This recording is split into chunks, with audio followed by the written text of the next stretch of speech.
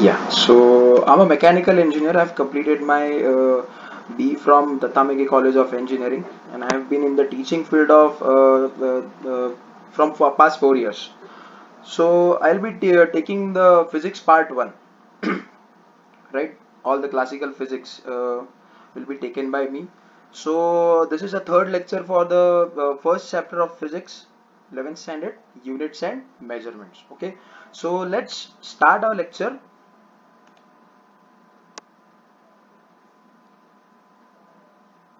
Yes, so as I said, the chapter is units and measurements.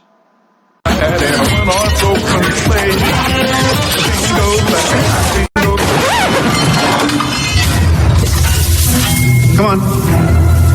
I'm scared of you.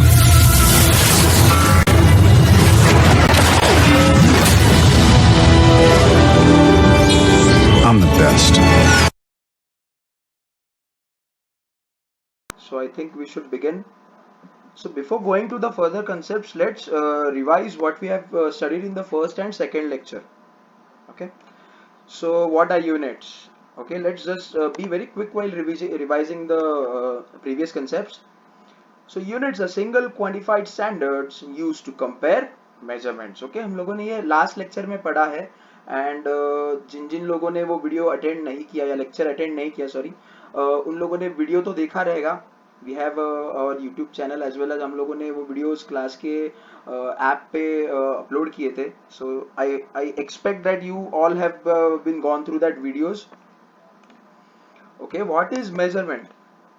So comparison of any physical quantity with standard known quantity. अभी standard known quantity मतलब क्या sir? वही units is called as measurement. हम लोगों ने ये last lecture में देखा था, right?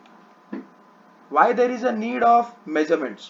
Okay, so to compare anything or any object or phenomena, right? हम लोगों ने इसका justification भी लास्ट लेक्चर में देखा था कि क्यों क्या जरूरत है measurements की. What is the basic need? जैसे मैंने एग्जांपल दिया था किसका, स्टेच्यू ऑफ लिबर्टी और स्टेच्यू ऑफ यूनिटी. दोनों के बीच में कौन से बड़ा हाईएस्ट या कौन से किसका हाइट सबसे ज्यादा है? So we have seen that the Statue of Liberty has a height of 92 metres and Statue of Unity has a height of 182 metres. So दोनों में से कौन सा ऊंचा है? Yes, of course the Statue of Unity, right? So this was the basic need of the measurement to compare anything or object or phenomena, right? अभी हम लोगों ने ऑब्जेक्ट कंपेयर किया, फिनोमिना कैसे करेंगे? सर 10th स्टैंडर्ड में हम लोगों ने पढ़ा था कि मून पे ग्रेविटी अर्थ से 1/6 होती है, राइट? सो ये भी हम लोग कंपेयर कर रहे हैं ना कि अर्थ पे जी है तो मून पे कितनी है? g/6. सो कैसे पता चला सर? वो मेजरमेंट से ही पता चला, राइट? वो मेजरमेंट से ही पता चला. So to compare anything, any object or phenomena is the need of measurement. Measurement क्या होता है फिर? We are comparing a physical quantity with standard known quantity. For example, मैंने आपको बोला 5 सेंटीमीटर की लाइन बनाओ, तो आप क्या करोगे? स्केल लोगे and you will draw a line up to 5 units. अभी हर यूनिट का वैल्यू है 1 centimetre. So can I say you are comparing that 5 units with 1 centimeter? That's how you are making a line of 5 centimeter. And what are units? Single quantified standards. मतलब क्या? किसी भी standard है, किसी भी basic physical quantity का एक single component. अभी जैसे लेंथ है, लेंथ को अगर मैं मीटर में बोलूंगा तो 1 मीटर इज माय यूनिट. मास है, यूनिट उसका केजी में होता है, तो 1 केजी इज माय यूनिट. सो हर चीज को अगर मैं 1 लगाऊंगा, सो 1 मतलब क्या? सिंगल. और उसको क्वांटिटी दिया मैंने 1 लगा के, तो क्वांटिफाइड. और केजी मतलब क्या है? Standard. So single quantified standards used to compare measurement are called as units. Okay, so let's move ahead. Yes, enlisting the fundamental and supplementary units. So दोनों units हम लोग देखते हैं. fundamental units, अभी units हम लोगों ने जब पढ़े थे तो उसमें we have segregated the units in 3 parts: fundamental units, supplementary and derived units, right? So fundamental हम लोग के पास 7 fundamental units थे और 2 supplementary units थे, right? So length, mass, time, electric current, temperature, luminous intensity or amount of substance, these all are fundamental units. And plane angle, solid angle, these are all what? Supplementary units, right? Last lecture में हम लोगों ने solid angle और plane angle को बहुत अच्छे से study किया था. Okay, so I hope you have gone through the video of the previous lecture. In case if you have any doubt guys, please make sure you note down your doubts. आपके doubts है ना note down करो. Why? Because simultaneously I cannot solve your doubts in the video lecture, so please note down your doubts, and after completion of the lecture feel free to ask me. Okay? Yes. So what are derived units? Units formed by combination of fundamental units are called as derived unit. इसका example भी देखा था. What is velocity, displacement per unit time? What is displacement? It is basically a length. Time is basically it has a unit of seconds. So both are fundamental units, right? So can I say velocity का जो unit है meter per second, it is formed by combination of fundamental units. What are SI unit, international system unit, and enlist them. So units which are accepted worldwide are called as SI units. So हम लोगों ने बहुत अच्छा story देखा था एक scientist का first lecture में, एंड उसके बेसिस पे उसके कंफ्यूजन के बेसिस पे हम लोगों ने ये भी देखा था कि SI यूनिट कैसे बने थे, right? So I hope everybody has seen how it goes. Okay, so moving ahead. Yes, this were some SI units. So length का SI यूनिट है मीटर, मास का SI यूनिट है किलोग्राम्स, टाइम का SI unit है second, current का SI unit है amperes, temperature का SI unit है kelvin, and amount of substance का SI यूनिट है mole, and the final luminous intensity उसका SI यूनिट है candela. Okay, so moving ahead, what is angle? अभी SI unit देखा sir, fundamental units भी देखा, डिराइव्ड यूनिट्स भी देखा, थोड़ा सप्लीमेंट्री यूनिट्स पे जाते हैं ना. So what is angle? So last lecture में हम लोगों ने ये भी पढ़ा था कि it is a ratio of length of arc of a circle subtended by that angle to the radius of the circle. So is anybody new here? So please refer to my last video, second video lecture. You'll get what is basically angle. मैंने उसमें बहुत detail में समझाया है what is angle and what is solid angle. It is a three-dimensional form of angle which considered in a sphere and is defined as ratio of area subtended by a cone formed by solid angle to square of radius of sphere. Yes, इसको भी मैंने बहुत अच्छे से define किया है, explain किया है उस वीडियो लेक्चर में. सो आप लोग वो वीडियो लेक्चर देखिए जिन लोगों ने भी मिस किया है. मैं again keep on repeating this thing कि अगर किसी को डाउट है तो प्लीज नोट डाउन करो and after video lecture ask me the doubt. Okay, या so moving ahead. List of derived units. तो मैंने कुछ डिराइव्ड यूनिट्स भी in whole world of physics there are n number of derived units. बहुत सारे derived units है, हमको पता भी नहीं कि कितने डिराइव्ड यूनिट्स है. आप भी खुद अपना यूनिट बना सकते हो, derived unit. You can make your own. या सो कुछ उसमें से मैं लिस्ट डाउन करता हूँ. जैसे कुछ हमारे मैथमेटिक्स में आते हैं जैसे एरिया, वॉल्यूम. कुछ हमारे अच्छे से फिजिक्स में आते हैं linear momentum, force, mass moment of inertia, kinetic energy, potential energy, acceleration, right. And कुछ फंडामेंटल कुछ डिराइव्ड यूनिट्स हमारे केमिस्ट्री में भी आते हैं, right. So while learning chemistry we'll get go through some derived units in that also. Okay, so area का fundamental derived unit क्या है? Metre square. वॉल्यूम का derived unit क्या है? Metre cube. लीनियर मोमेंटम का क्या है? kg मीटर पर सेकेंड. फोर्स का है Newton. Mass moment of inertia, this is a new concept, this is a new name, आप लोगों के लिए नया नाम है. सो अभी इतना प्रेशर मत लो कि मास मोमेंट ऑफ इनर्शिया क्या है. यस, ये जो कंसेप्ट है आपको 12th स्टैंडर्ड में आएगा. ओके, 12th स्टैंडर्ड के फर्स्ट चैप्टर में आपको ये कंसेप्ट आने वाला है, मास moment of inertia. Kinetic energy, potential energy बचपन से पढ़ते आ रहे हैं हम लोग. काइनेटिक एनर्जी, पोटेंशियल एनर्जी, इसका यूनिट क्या है? ऐसा यूनिट जूल्स. और एक्सेलरेशन क्या है? मीटर पर सेकेंड स्क्वायर. ये कैसे आई यूनिट्स, ये भी मैंने फर्स्ट लेक्चर में एंड सेकेंड लेक्चर में एक्सप्लेन किया है. सो this is just a short revision of first and second lecture. So units, अभी हम लोगों ने कुछ कन्वेंशंस पढ़े थे लास्ट लेक्चर में, तो उनको मैं एकदम शॉर्ट से एक्सप्लेन करता हूँ. व्हाई? बिकॉज अभी नई चीज हम लोग पढ़ रहे हैं ना, तो पीछे वाले लेक्चर की लिंक ना जाए. So I am trying to build a link of previous lectures and this lecture.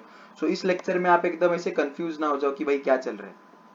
Okay, so units, अभी फर्स्ट कन्वेंशन क्या था? Units are always represented by symbol. अभी आप मान लो ग्रोसरी शॉप में जा रहे हो और आपको पूरा लिस्ट दिया है कि 1 kg of rice, 1 kg of wheat, 1 kg of your onions, 1 kg of potatoes, 5 kg of whatsoever, toor dal, moong dal, जो भी है.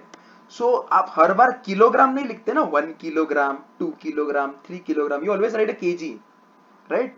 सो हर बार हम लोग वो बोल भी नहीं सकते, लिख भी नहीं सकते.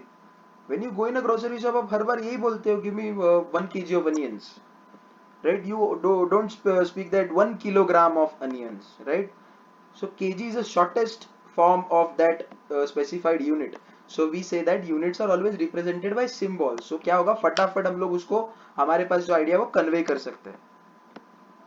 Okay, so yes, the full name of units is always started with small letter, even though it is of a person, and the symbol of the name of that person is written in capital, and if the unit is not on the name of person then the symbol is also written in small. अब इसका मतलब क्या है, दो units देखो, length का unit होता है मीटर, फोर्स का यूनिट होता है न्यूटन. अभी मीटर नाम का तो कोई बंदा नहीं है, कोई आदमी नहीं, there was no person named metre, right? Metre नाम का कोई बंदा नहीं है.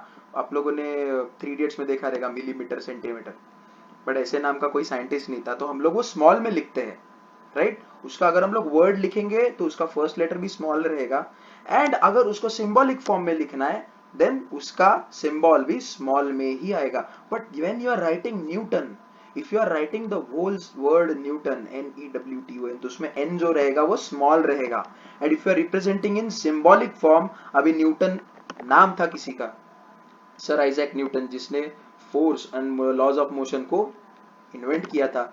सो उनके रिस्पेक्ट में हम लोग उस सिंबल को कैपिटल में लिखते हैं, right? So if you say 5 newton then we'll write as 5 capital N, not small n. और अगर वर्ड में लिखना है तो उसको कंप्लीट लोअर केस या स्मॉल में ही लिखना पड़ेगा आपको, वर्ड्स में लिखना है तो.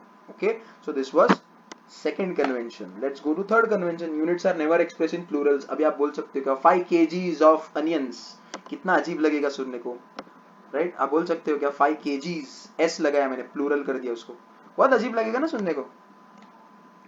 Unit do not have punctuation marks, right? So आप किसी भी यूनिट के बाद फुल स्टॉप या ऐसी क्वेश्चन मार्क या एक्सक्लेमेशन मार्क ऐसा कुछ नहीं लगा सकते, राइट? ऐसा लगाना अलाउड नहीं, ऐसा लगाना वर्जित है. So unit cannot be written in the form of ratio. It either can be written in the numerator using space or hyphen, or combination in the form of numerator and denominator. अब इसका एक मैं simple example देता हूँ. What is acceleration definition? Acceleration का definition है rate of change of velocity with respect to time, right? Rate of change of velocity with respect to time. So ये आपके acceleration का definition है. So can I say velocity per unit time? So velocity का unit है metre पर second and time का unit है second. सो मैं ऐसा लिखूंगा क्या, मीटर पर सेकेंड डिवाइडेड बाय टाइम, ऐसा नहीं लिख सकता ना मैं. सो मैं लिखूंगा मीटर पर सेकेंड स्क्वायर और metre into second raise to -2, laws of indices. So either मैं न्यूमरेटर और डिनोमिनेटर यूज कर सकता हूँ या तो सिर्फ न्यूमरेटर में यूज कर सकता हूँ. Okay, the name and symbol combination of unit writing is invalid while writing derived units. अब इसको समझाता हूँ कैसे. जस्ट इमेजिन करो कि आप किसी स्पेसिफिक चीज का यूनिट देख रहे हो, जैसे हम लोग बोलेंगे स्पेसिफिक हीट कैपेसिटी. सो उसका यूनिट है जूल पर केजी केल्विन, राइट? तो हम लोग कैसे लिखते हैं, J पर kg डैश k. तो हम लोग ऐसे कंप्लीट नहीं लिख सकते, JOULE जूल, साइंटिस्ट का नाम लिखेंगे, फिर स्लैश नीचे kg केल्विन, ऐसा नहीं लिख सकते, बहुत वियर्ड लगेगा और ये ऐसा अलाउड भी नहीं है. सो आइदर आप सिंबल यूज करो, सिर्फ नाम और सिंबल दोनों को कंबाइन मत करो. नेम नहीं लिखना है आपको, सिर्फ जूल की जगह J लिखना है, केजी की जगह kg लिखोगे और केल्विन की जगह k ही लिखना है. Okay, so units are written in form of prefix unit form. Okay, and always while converting them to SI unit we multiply by positive और नेगेटिव पावर ऑफ 10. अभी इसको एक्सप्लेन करने के लिए मैं बताता हूँ कि हमारा जो लेंथ का SI यूनिट है वो है 1 मीटर. उसकी बाकी के यूनिट्स क्या है, 1 सेंटीमीटर, 1 मिलीमीटर. आगे भी जाके आप अलग अलग यूनिट्स पढ़ोगे, 1 माइक्रोमीटर, नैनोमीटर या किलोमीटर भी पढ़ा है हम लोगों ने. सो ये सारे यूनिट्स जो है, ये kilo, micro, nano, milli, centi, ये क्या है, ये क्या है सब? These are prefix. अगर इस प्रीफिक्स और मेरे यूनिट को मैं यूज करूंगा तो उसको बोलूंगा प्रीफिक्स यूनिट।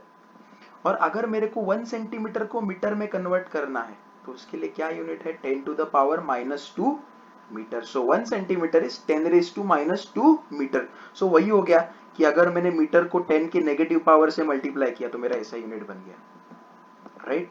तो सिमिलरली 1 किलोमीटर मतलब कितना, 10 to the power 3 metre. So positive power हो गया ना 10 का, अगर मैंने 1 मीटर को 10 टू द पावर 3 से मल्टीप्लाई किया तो मेरे को मिलेगा 1 kilometre. So here kilo is the prefix. So I am converting this prefix unit only to the unit by multiplying the positive or negative power. I hope this is clear. Last lecture में कुछ लोगों को doubts है, मैंने बोला था कि अगर डाउट्स है तो मुझे पर्सनली पूछो, किसी ने पूछा नहीं, बट स्टिल मैं आपको अभी फिर से एक्सप्लेन कर रहा हूँ, okay. Last, space and hyphen should be introduced while multiplication of unit. So last lecture में आप लोगों ने देखा रहेगा कि मीटर पर सेकेंड स्क्वायर को हम लोग कैसे रिप्रेजेंट करते हैं, मीटर पर सेकेंड स्क्वायर लिखेंगे इधर न्यूमरेटर डिनोमिनेटर, और सिर्फ न्यूमरेटर में लिखेंगे metre space second raise to -2 और metre dash m dash s raise to -2। अगर बीच में स्पेस या हाइफन दिया नहीं तो क्या होगा, m s रेज टू -2, मतलब वो मिली सेकेंड रेज टू -2 भी लग सकता है, right. So we can not say that. So for that we have to always write in a space or hyphen form. I hope this is clear. These are 8 conventions to use units. So ये conventions जब आपको पता रहेंगे तब आप हर चीज अच्छे से डिनोट कर सकते हो, ओके।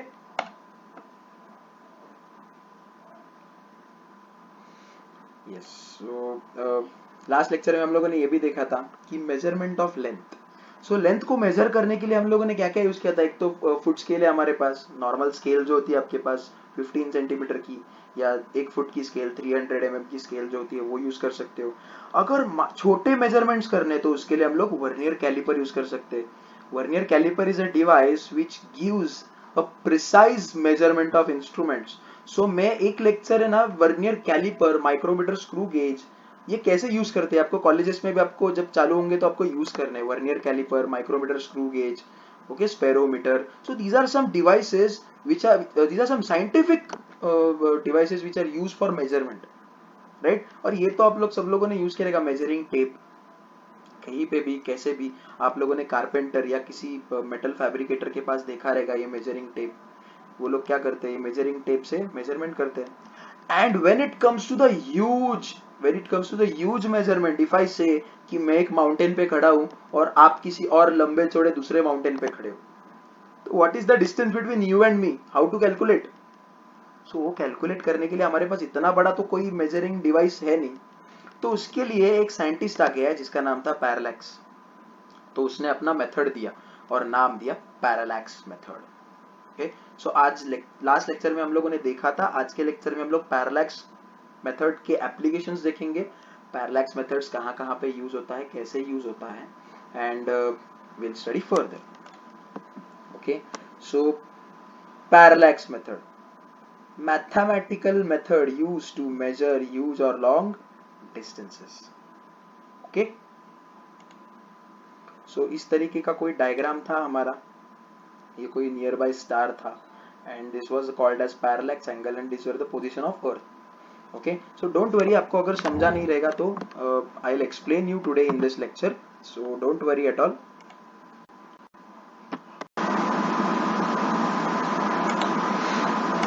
yes, so मुझे कुछ ड्राइंग करना है तो उस ड्राइंग को दिखाने के लिए मैंने एक ड्राइंग बोर्ड के लिए कुछ जुगाड़ करके रखा है, ओके।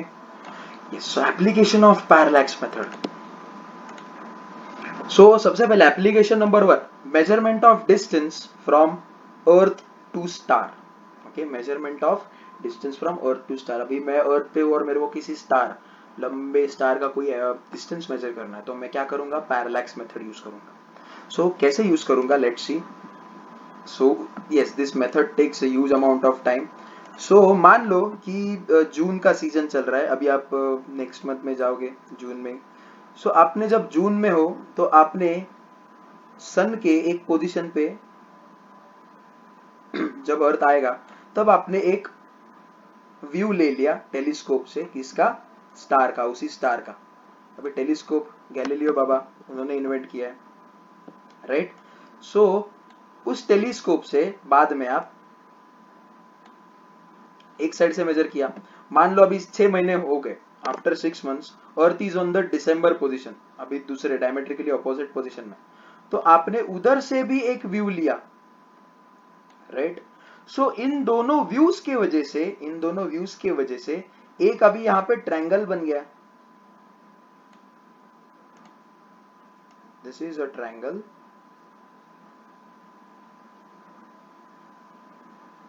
राइट, ये ट्रायंगल बन गया। तो इस ट्रायंगल का आपको एंगल भी पता चल गया, राइट। इफ दिस इज 90, हम लोग अज्यूम करते हैं ये 90 है। सो आप अर्थ पे हो, राइट। सो आपने पैरालैक्स मेथड से क्या किया, आपने टेलीस्कोप को एक कंपास के ऊपर नहीं, सॉरी, प्रोट्रैक्टर के ऊपर लगा दिया। सो पहले टेलीस्कोप आपका ऐसे था, फिर थोड़ा सा एंगल मूव किया तो आपने ये स्टार देखा। तो कहना है this P angle is equal to this P angle, इसको हम लोगों ने 10th स्टैंडर्ड में पढ़ा था, alternate angle theorem, right. So अगर मुझे ये डिस्टेंस पता है अर्थ और सन के बीच में, if I know the distance, can I use trigonometry now? I want to know this distance x, so can I use trigonometry? I know this angle also p, so can I say tan of p is equal to opposite upon adjacent. I know the opposite, I want to know the adjacent, so can I say x is equal to d by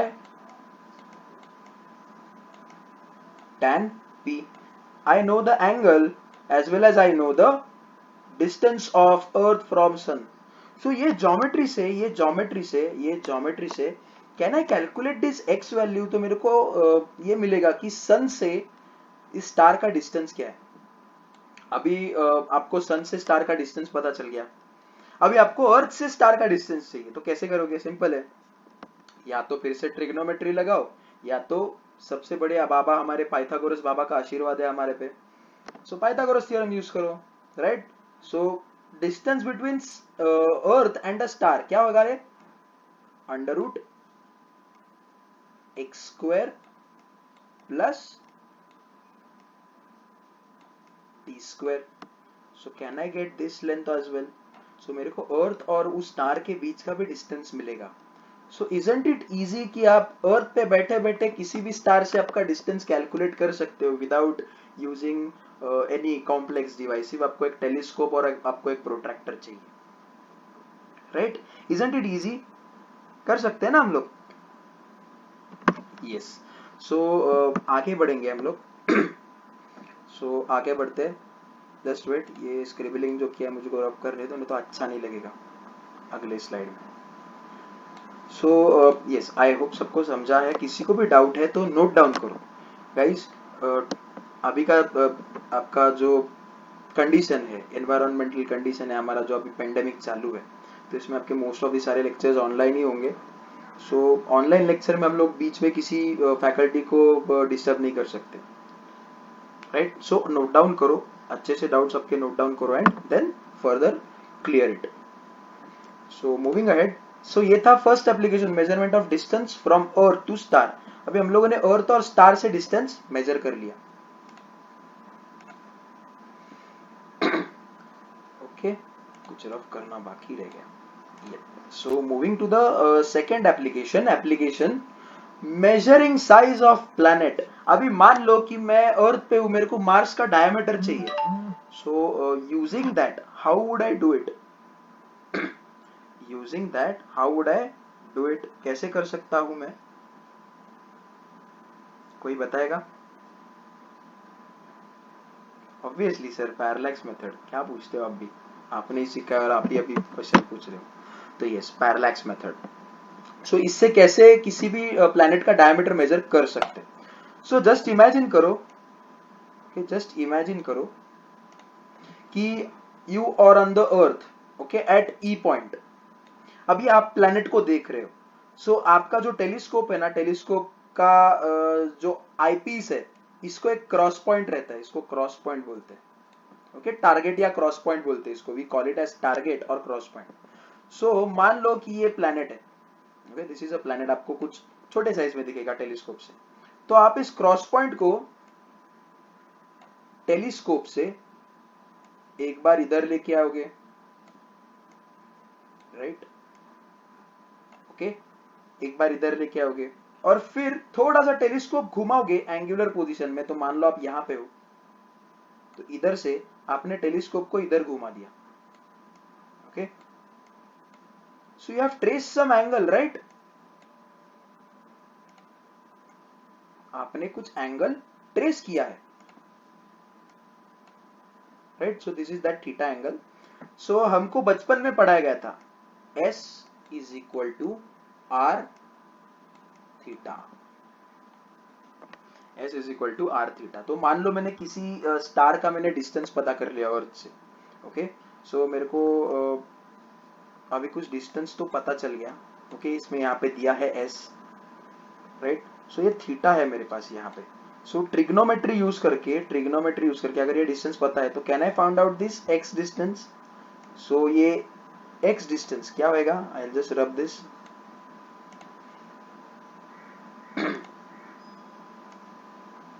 okay, so ये theta है, तो ये छोटा angle बनेगा alpha, मान लो alpha बनाते हैं इसको, that is half of that angle. So if this is x और this is s, this will be x।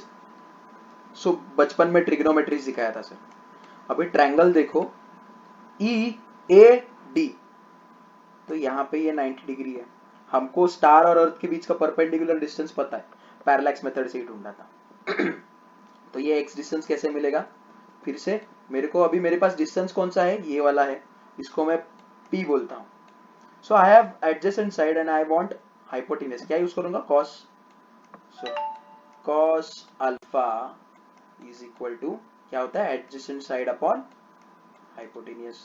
So alpha पता है, P पता है, x ढूंढना है, तो आप ढूंढ सकते हो x will B P upon cos alpha, okay. अभी तो ये मेरे को टेंजेंट वाला डिस्टेंस मिला है, अभी मेरे को पूरा डिस्टेंस नहीं मिला है, और मेरे को उस प्लैनेट का साइज नहीं मिला है, मेरे को तो अभी पूरा टेंजेंट वाला डिस्टेंस A और E का डिस्टेंस मिला है, कौन सा, AE मिला है, ओके।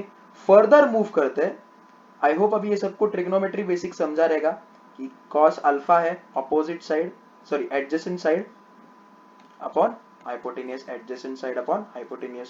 सो हमको अभी ये AE डिस्टेंस मिला, कौन सा वाला, ये वाला डिस्टेंस मिला, this is x। So I will rub this.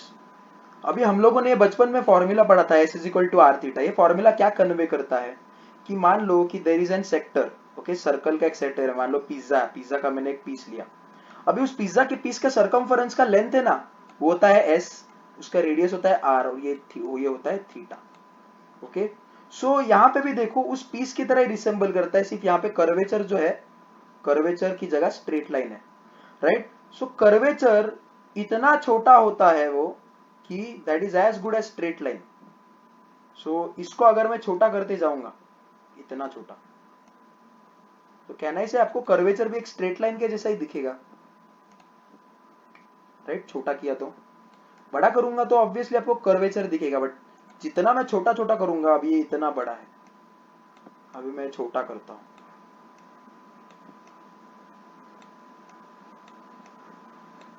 सो जितना मैं छोटा करूंगा वो आपको स्ट्रेट लाइन दिखते जाएगा, राइट। सो यहाँ पे भी वैसा ही है। सो S क्या है, now can I say this is the curvature, so can I say this is the S, X is my R, so ये distance AB, distance AB is my S, R is my X, okay, now let me rub this, and this theta is my angle, so multiplied by theta। अब ये theta किधर से मिलेगा, अभी आप एक बार आपका क्रॉस या टारगेट जो है टेलीस्कोप का इधर लेके आते हो और इधर से इधर लेके आते हो, सो ये करते समय आपने, आपके टेलीस्कोप ने कितना एंगल कवर किया वो आपको प्रोट्रैक्टर से मिलेगा, आपने अगर टेलीस्कोप के नीचे प्रोट्रैक्टर लगाया तो उससे आपको मिल जाएगा। So you'll get angle, you have the distance. Can I say AB is nothing but the diameter of planet? AB v is nothing but diameter of planet. So planet के diameter से ये formula से आपको planet का diameter मिल गया. So yes, measuring the size of planet. अभी planet का size हम लोग कैसे measure करते हैं? diameter से. So हमको moon, sun, Jupiter, Venus, सारे planet जितने भी है, Saturn, Pluto नहीं है, Pluto अभी डिस्ट्रॉय हो गया, बट जितने भी planets है, सारे planets के हमको diameters पता है या size पता है. Why? Because of parallax method. So I hope the parallax method is clear to everybody. जिन जिन लोगों को भी doubts है, note down करो and after lecture ask me. If you want any repetition, मैं एक special session रखूंगा आपके लिए जिन जिन को repetition चाहिए या कोई चीज समझ में नहीं आई है. Okay? So do note down your doubts. So let's move ahead. I hope आपको समझा रहेगा.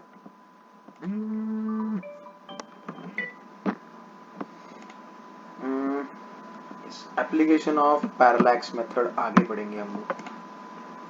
सो अभी लेट्स गेट एन एग्जांपल. एक एग्जांपल देखते हैं कि आपको अभी बेसिकली ये मेथड जो है इसका एक्चुअल एग्जांपल कैसा रहेगा देखते हैं. अरे भगवान, कुछ तो गड़बड़ हो गया. Okay, no issues. So just imagine करो कि there is a planet, okay, और एक पॉइंट से हम लोगों ने दूसरे पॉइंट तक ऐसे व्यूज लिए इसके. okay, एक व्यू यहाँ पे है एंड एक व्यू यहाँ पे है. ये व्यू लेते लेते हम लोगों ने कुछ एंगल कवर किया थीटा. तो हम लोगों ने वो मेजर किया, हमको आया 1.5 डिग्री. बहुत छोटा एंगल था. Okay, it was a very small angle. So क्या करेंगे हम लोग आगे? Yes, so this is E length and this is A length मान लो, and this is B length. So I know A E and B E, and ये distance पता है मेरे को, ए ई एंड बी ई. सो कहना है कर्वेचर का रेडियस ही पता है मेरे को. सो बाय पैरालैक्स मेथड, पैरालैक्स क्या बोलता है? पैरालैक्स बोलता है d is equal to L into theta. Now this is L. किससे आया formula? S is equal to R theta से. सो थीटा पता है आपको, L भी पता है. सो therefore अभी मैं d, L की जगह ये वैल्यू सब्स्टिट्यूट करूं? सर किया. एंगल की जगह ये वैल्यू को सब्स्टिट्यूट करूंगा, बट एंगल का हम लोगों ने लास्ट लेक्चर में ऐसा यूनिट देखा था, रेडियंस. सो आपको मैथमेटिक्स में सिखाया गया रहेगा डिग्री टू रेडियंस पे कैसे कन्वर्ट करते हैं, पाई बाय 180 को मल्टीप्लाई करके. तो अभी आप लोग को ये कॉम्प्लेक्स कैलकुलेशन सीखने के लिए लॉग बुक सीखना है. So we have the lectures of log book, how to use log book. So मैंने टाइम ज्यादा वेस्ट ना हो इसीलिए डायरेक्ट कैलकुलेशन कर दिया है, but we have the lectures of log book. So log book कैसे यूज करना है वो भी हम लोगों ने सिखाया है. ओके, सो डोंट वरी, वो लेक्चर्स में आप सारी चीजें फॉलो करो, आपको लॉग कैलकुलेशंस आ जाएंगे. सो आपको हर चीज के कैलकुलेशंस फिजिक्स में लॉग से करने हैं. सो आप आगे आगे जैसे न्यूमेरिकल्स देखोगे उसमें हम लोग कैलकुलेशंस लॉग से ही करेंगे. सो इसका कैलकुलेशन ये आता है. सो कैन आई से L theta, this is L, this is theta. Theta को सिर्फ मैंने रेडियंस में लिया है. सो इनमें से मैं इन दोनों को सब्स्टिट्यूट करने से मेरे को डायमीटर आएगा प्लैनेट का. सो मेरे को प्लैनेट का डायमीटर आया 1.438 into 10 to the power 22 meters. देखो कितना बड़ा डायमीटर है, right? So that's how we calculate the diameter of any planet. किसी भी प्लैनेट का हम लोग डायमीटर कैलकुलेट कर सकते हैं, right? So I hope this things are clear. Doubt है तो नोट डाउन करो, नहीं समझा है तो भी नोट डाउन करो कि यहाँ पे हम लोग को डाउट आया था. सो जब सर ये लेक्चर कंप्लीट करेंगे then I will keep again session of only doubts. Okay, ये आदत लगा लो डाउट्स लिखने की. यस, सो अभी हम लोगों ने पैरालैक्स मेथड देखा, बट अभी क्या स्टैंडर्ड यूज होता है? अभी जैसे मैंने बोला कि स्टैंडर्ड्स यूज करते हैं, तो स्टैंडर्ड का मतलब क्या? कोई तो रेफरेंस है. अभी आपको मैंने बोला 5 सेंटीमीटर का लाइन बनाओ, तो आप क्या करोगे? 5 सेंटीमीटर की लाइन तो नहीं बनाओगे ना, आप स्केल लोगे. तो scale, can I say it is the reference to you, और can I say it is the standard to you?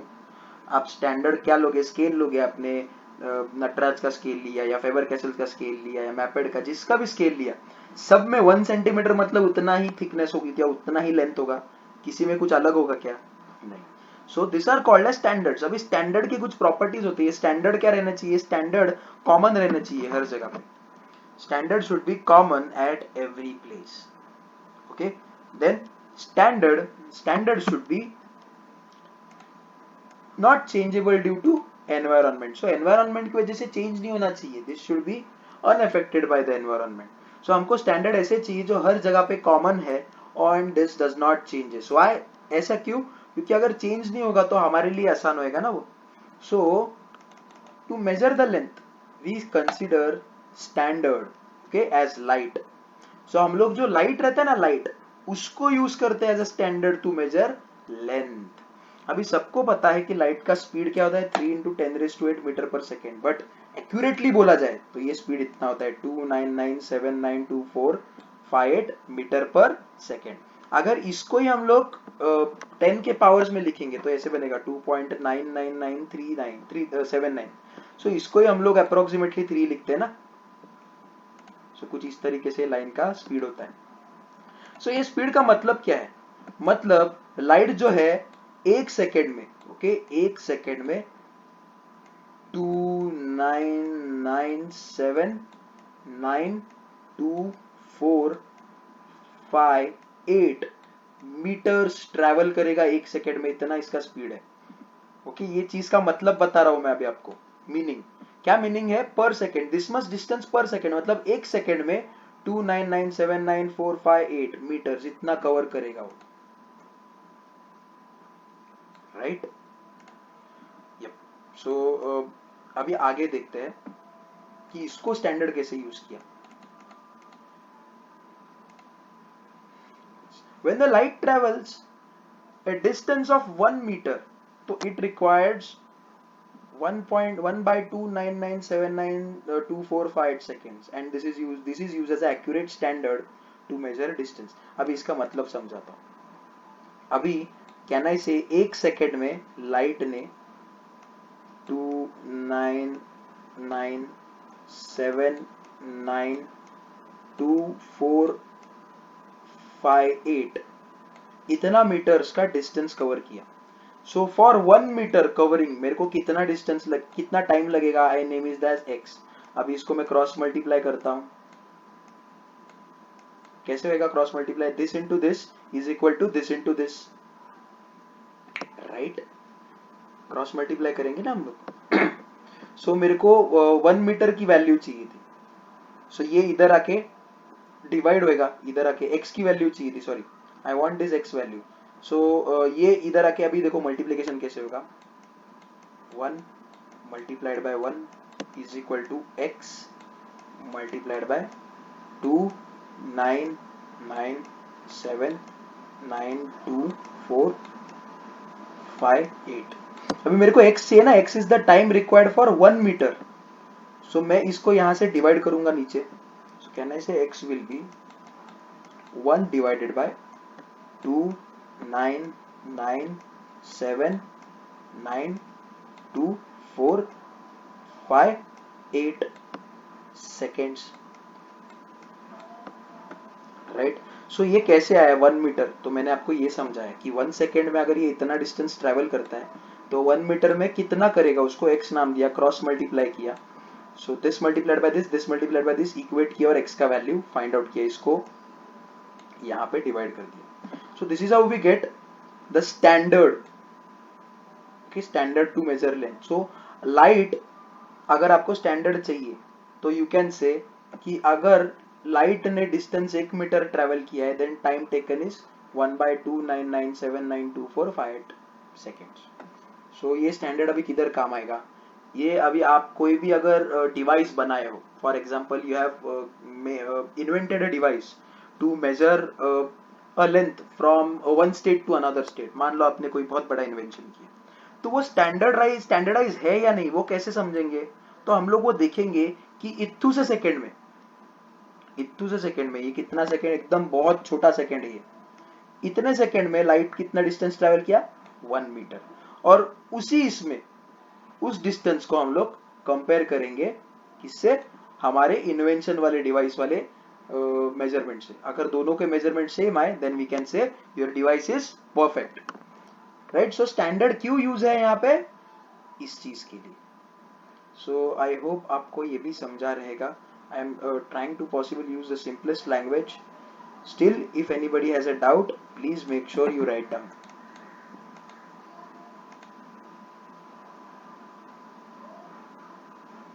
या अभी जैसे हम लोगों ने लेंथ का मेजरमेंट देखा, स्टैंडर्ड्स, अभी मास मेजरमेंट देखते हैं। तो अभी लेंथ भी हमारा फंडामेंटल क्वांटिटी है, वैसे ही मास भी हमारा फंडामेंटल क्वांटिटी है। तो उसको भी मेजर करने के लिए कुछ स्टैंडर्ड्स या कुछ टेक्निक्स रहेंगी। The first standard used to measure mass was specimen of platinum iridium alloy.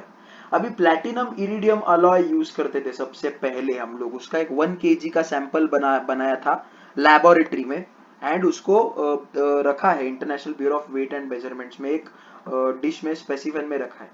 तो ये स्टैंडर्ड सबसे पहले यूज करते थे, बट इसको डिस्कार्ड कर दिया।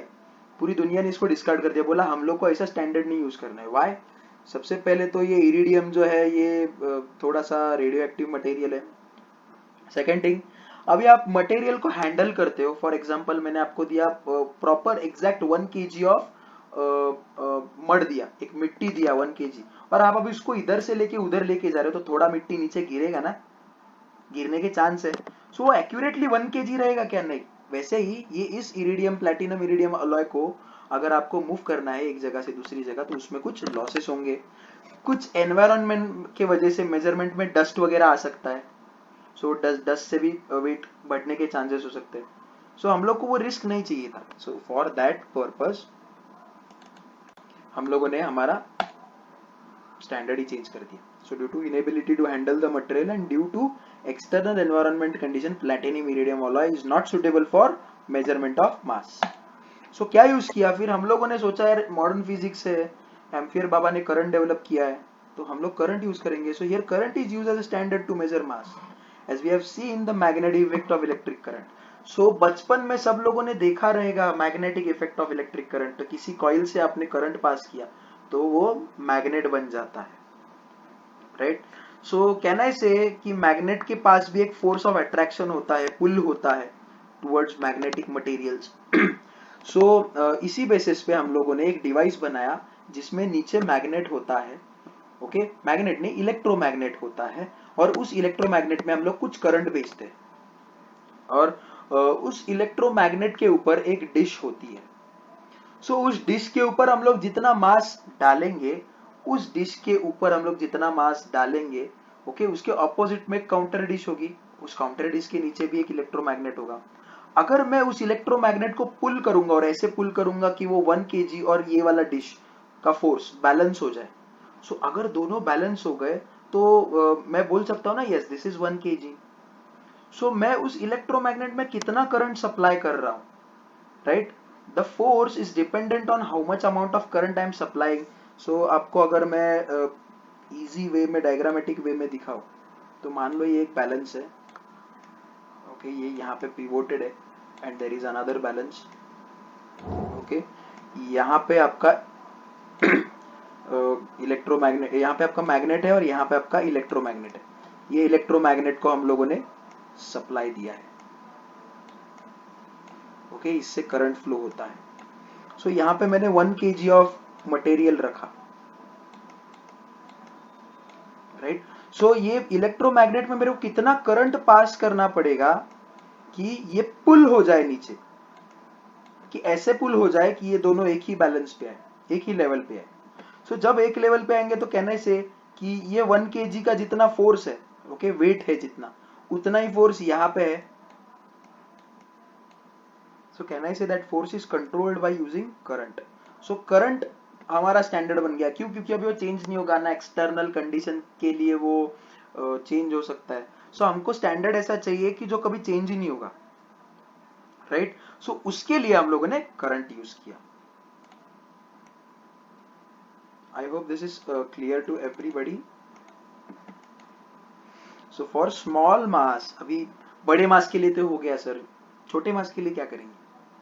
तो छोटे मास के लिए भी हम लोगों ने कुछ ऐसा यूनिट बनाया, एटॉमिक मास यूनिट। अभी एटॉमिक मास यूनिट क्या है, इसके लिए स्टैंडर्ड क्या है? इसके लिए स्टैंडर्ड है कार्बन 12। सो आप लोग अभी केमिस्ट्री में पढ़ोगे तो वैसे ही कार्बन के आइसोटोप्स होते हैं अपने केमिस्ट्री में, या साइंस 1 में आप लोगों ने 10th स्टैंडर्ड में पढ़ा रहेगा isotopes and isobars. So carbon 12 is one of the isotope of carbon, right. So इसमें ये 12 क्या है, this is the mass number, right. So it is a addition of your number of neutrons and number of protons. So इसका 1/12, अभी 12 number of particles है, तो एक particle का क्या रहेगा mass, 1/12 of the total mass of carbon 12.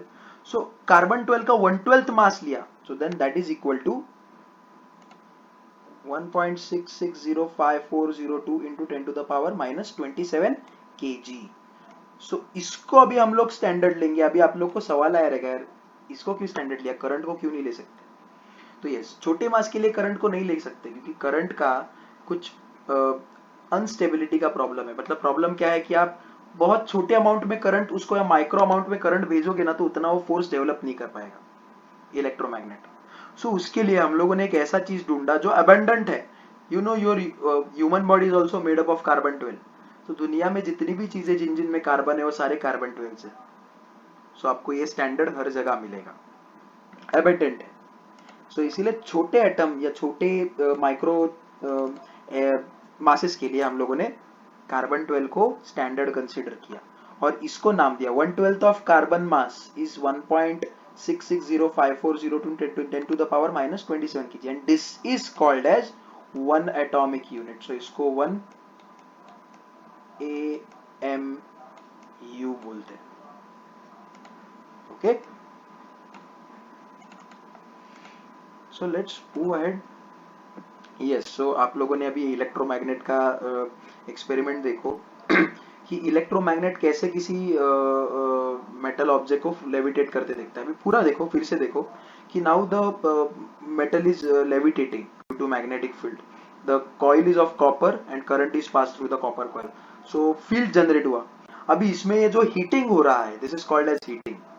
सो ये heating क्यों हुआ, फिर हीट होने के बाद नीचे क्यों गिरा, ये आपको अभी धीरे धीरे पता चलेगा. Why, because you haven't learn still about magnetism, effect of temperature on magnetism and heating effect of magnetic current, electric current, sorry. So ये कंसेप्ट आपको पढ़ने हैं. ये कंसेप्ट पढ़ने के बाद ही आपको उसमें वो गर्म होके नीचे क्यों गिर जाता है ये पता चलेगा. ओके, सो आई होप ये एग्जाम्पल आपको क्लियर है कि इलेक्ट्रोमैग्नेट से कैसे फोर्स हम लोग कंट्रोल कर सकते हैं.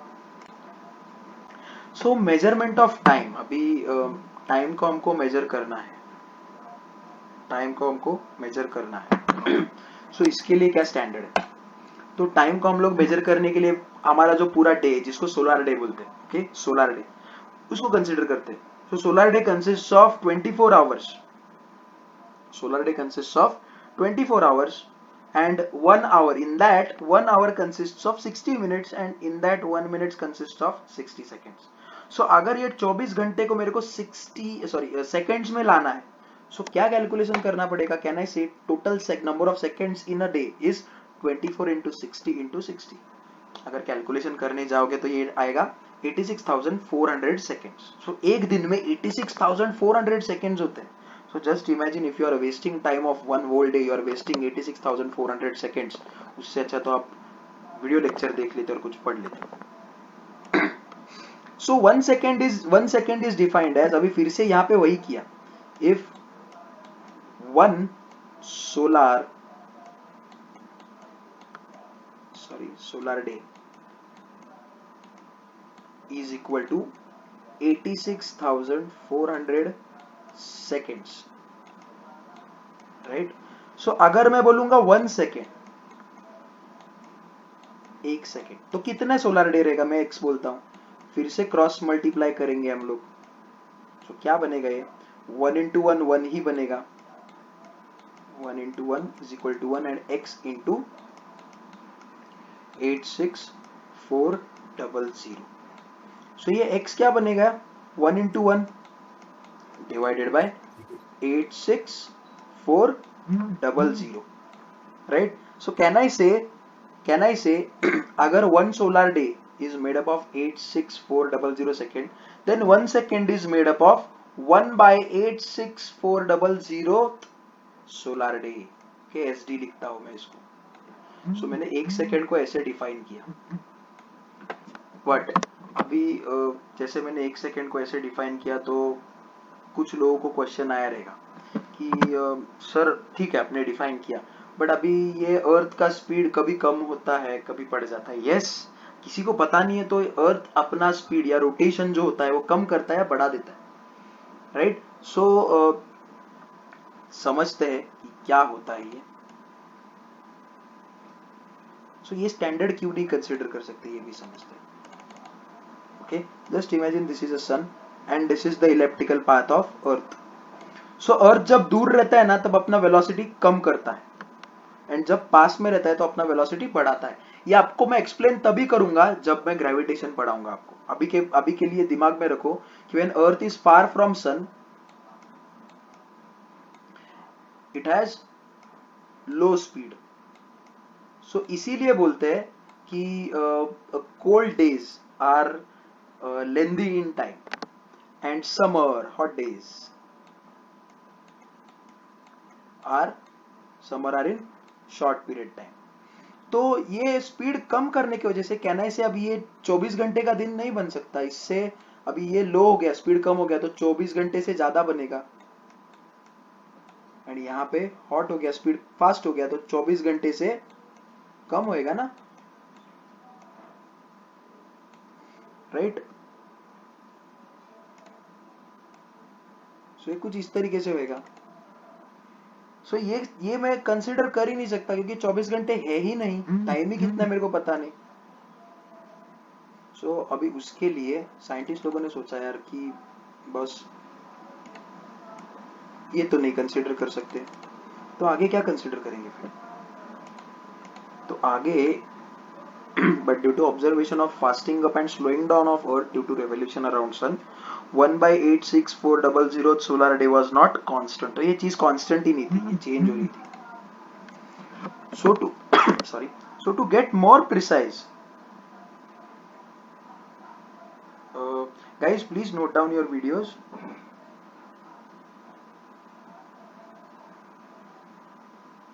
या सो यस आई होप जिन को समझ रहा है समझ लो, नहीं समझ रहा है please note down. I know there are some people in the chat box they are messaging कि यस कुछ चीजें नहीं समझी है, डोंट वरी। मैं आपको अभी बीच में ही वीडियो लेक्चर इंटरप्ट करूंगा तो मेरा वीडियो रिकॉर्डिंग इंटरप्ट हो जाएगा। सो मैं वीडियो साइमल्टेनियसली रिकॉर्ड भी कर रहा हूँ, सो मैं उसको इंटरप्ट नहीं करना चाहता, तो आप लोग उसको नोट डाउन करके रखो एंड आफ्टर नोट डाउन मैं फिर से आप लोगों को कांटेक्ट करूंगा and at that time I will explain you everything. जो भी डाउट्स आपको आ रहे हैं मैं सारे डाउट्स आपको एक्सप्लेन करूंगा। ओके, सो थोड़ा सा पेशेंटली आप सारी चीजें समझ लो और नोट डाउन कर लो। Okay, so to get more precise and constant measurement we use caesium atomic clock, right.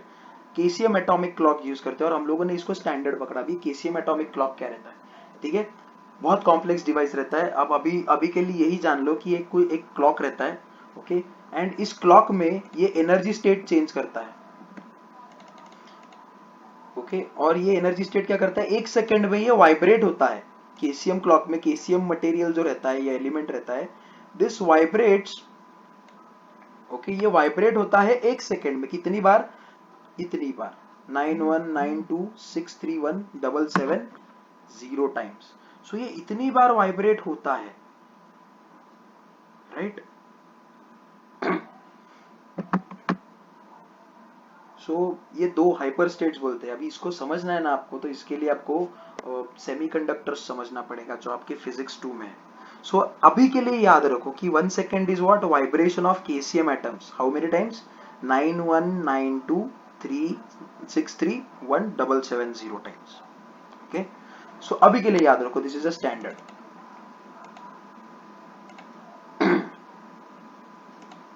yes, so coming to the last part, dimensions. As studied earlier, okay, all derived quantities are form of combination of fundamental quantities। तो जितने भी quantities थे हम लोगों ने fundamental quantities के combination से ही पढ़ा है उनको, right।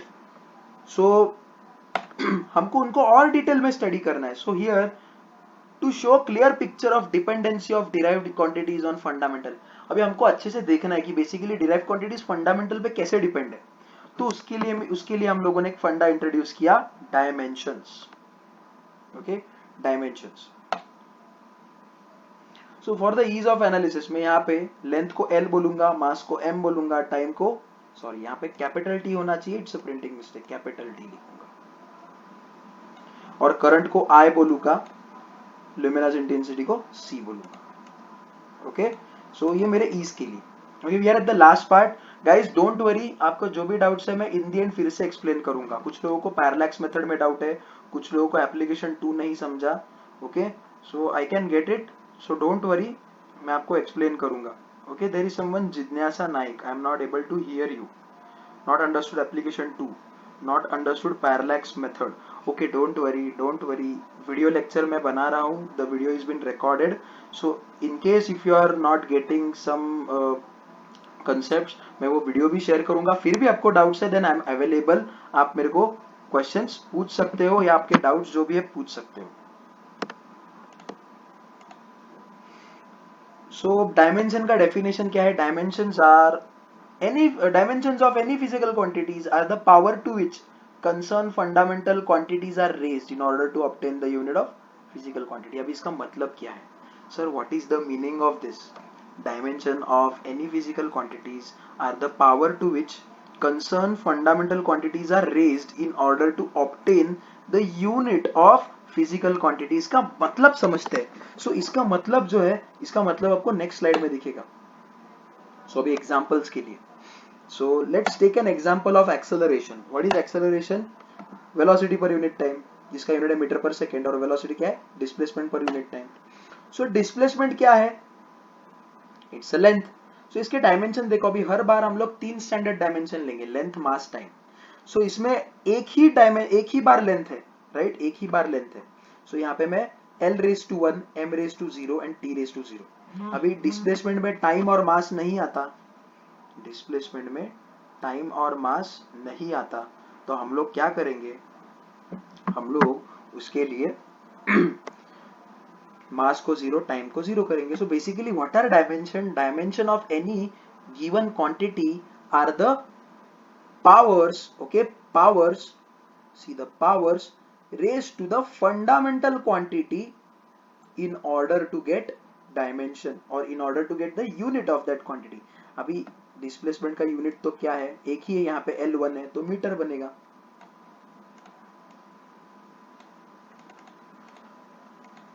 So time, what is time? अभी टाइम में डिस्प्लेसमेंट और मास नहीं होता, सो L0, M0 और T⁻⁴ होगा। सो मैं लिखूंगा dimension of velocity. What is dimension of velocity? L1, M0, T0। Okay, ये वाला चीज मैंने यहाँ पे सब्स्टिट्यूट किया और ये वाला यहाँ पे सब्स्टिट्यूट किया।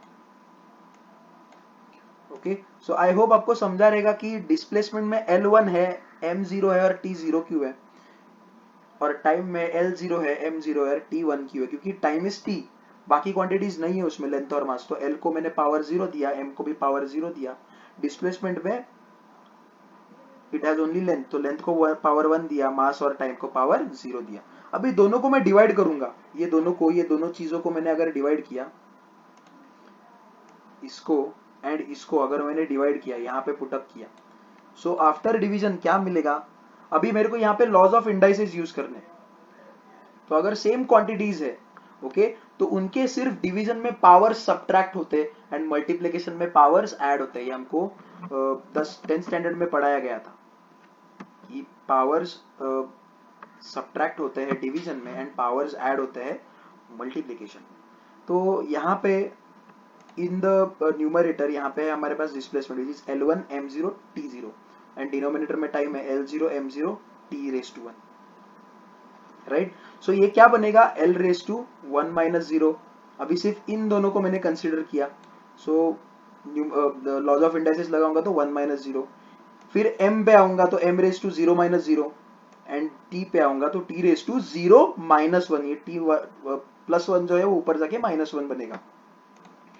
सो अगर इन लोगों को मैं अच्छे से लिखूंगा तो ये बनेगा l raise to 1 minus 0, m raise to 0 minus 0, t raise to 0 minus 1। So अगर ये मैं इनका रिजल्ट लिखूं, सो 1 माइनस 0 का रिजल्ट है 1, m रेस टू 0 का रिजल्ट है m, t raise to 0 minus 1 का है minus 1, right. So can I say मैंने एक्सेलरेशन को लेंथ, मास और टाइम के बेसिक यूनिट में लिख दिया, where length has 1 power, mass has 0 power and time has negative -1 power. So मेरे को पता चल गया कि एक्सेलरेशन में लेंथ 1 है और मास डिवाइड बाय 1 ही बार है। सो moving ahead, dimension of acceleration. Okay, अभी एक्सेलरेशन क्या है, velocity per unit time. Velocity का यूनिट मिला, डायमेंशन मिला ना अपने को, सो सब्स्टिट्यूट किया और यहाँ पे फिर से टाइम डाला। So l raise to 1 minus 0, m raise to 0 minus 0। तो अभी फिर से इन इंडिविजुअल क्वांटिटीज को मैंने इनके इंडाइसेस के हिसाब से, लॉज ऑफ इंडाइसेस के हिसाब से पावर्स को ऐड और सब्ट्रैक्ट किया। सो ये नीचे 1 है और ऊपर -1 है, तो -1 बनेगा, 1 माइनस 0, 0 माइनस 0 तो 0, और -1 -2 बनेगा। सो ये l raise to 1, m raise to 0, t raise to -2 बन गया। ओके, सो इस हिसाब से हमारे डायमेंशंस बनते हैं। सो व्हाट आर डायमेंशंस, हम लोग फिर से उसका डेफिनेशन समझते हैं। ओके, क्या डेफिनेशन है? Okay, I'm just going in the back slide. The dimensions of any physical quantity are the power to which concerned fundamental quantities are raised in order to obtain unit of physical quantity। मतलब क्या कि अगर कोई आपके पास derived quantity है तो उसको मैं fundamental units में तोड़ूंगा and I'll the break like that कि उसको मैं इतना बेसिकली ब्रेक करूंगा कि मेरे को वो फंडामेंटल क्वांटिटीज कितने हैं मिलेंगे। अगर लेंथ है तो लेंथ का पावर कितना है, राइट। जैसे मीटर पर सेकंड स्क्वायर, तो 1 मीटर है और सेकंड 2 बार है, उसमें डिवाइड बाय 2 बार डिवाइड किया टाइम से, सो मीटर पर सेकंड स्क्वायर, राइट। सो मैं लिखूंगा l रेस टू 1, मास नहीं है तो m रेस टू 0, और t डिवाइड बाय 2 है ना, डिवाइड बाय स्क्वायर है तो t रेस टू -2। सो इस हिसाब से मैं उसको लिखूंगा। सो आई होप जितने भी चीजें आपको समझी है। यस, वीडियो लेक्चर है, थोड़ा सा नेटवर्क का भी इशू हो सकता है, no issues. You have my number, if you feel anything to ask, feel free to call me, message me or ask me. Okay, जो भी डाउट्स है आपके, सारे डाउट्स क्लियर करूंगा। थोड़ा सा नेटवर्क इशू शायद किसी के पास है तो थोड़ा सा बेयर करो। I am recording the lecture, आपको वीडियो भी मिल जाएगा इसका। सो अगर रिवीजन चाहिए तो फिर से आप एक बार वीडियो देखो। Okay, so that's how we finish the lecture. So the topic of next lecture, अगले लेक्चर में क्या पढ़ेंगे? अभी डायमेंशन पढ़े तो डायमेंशनल एनालिसिस क्या होता है, limitation of dimensional analysis, accuracy, precision, uncertainty of measurement क्या है, and introduction to errors. So ये सारी चीजें हम लोग पढ़ेंगे नेक्स्ट लेक्चर में। These are the things which we are going to learn in the next lecture. Okay, so I hope you enjoyed the lecture. जिनको भी डाउट है please feel free to ask me. आप कोई भी कितना भी फालतू डाउट होने तो आप मेरे को पूछ सकते हो। Okay, so thank you.